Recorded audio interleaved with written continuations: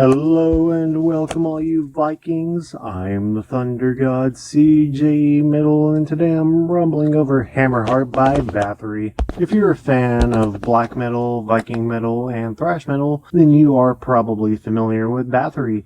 I myself have actually listened to their debut album, as well as Under the Sign of the Black Mark and Blood, Fire, Death. However, this album really isn't like those other ones. Released in 1990, Bathory introduced Viking metal to the world, a genre I'm not familiar with at all. I honestly thought that Viking metal was one of those kind of like pseudo-genres, kind of like pirate metal. People say it's a genre, but in reality, lyrics don't define the genres. That's why it's called a pseudo-genre. Anyway, it turns out Viking metal actually is a real thing, so I was wrong once again. Now, Hammmerheart is considered to be the first Viking metal album. That's pretty cool, I guess. I personally did not really find this album to be that great. I can't really describe what this album sounds like.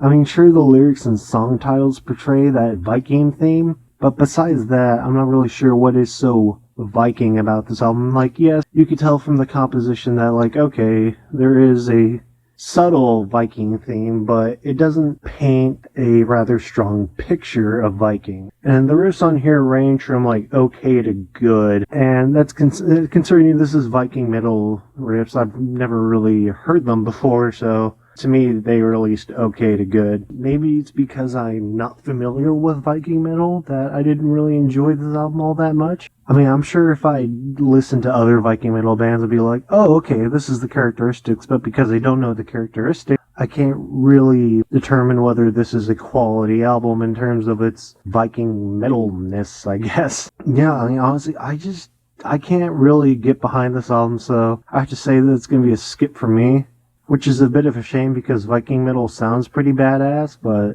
if this is what Viking metal sounds like, you can count me out, honestly.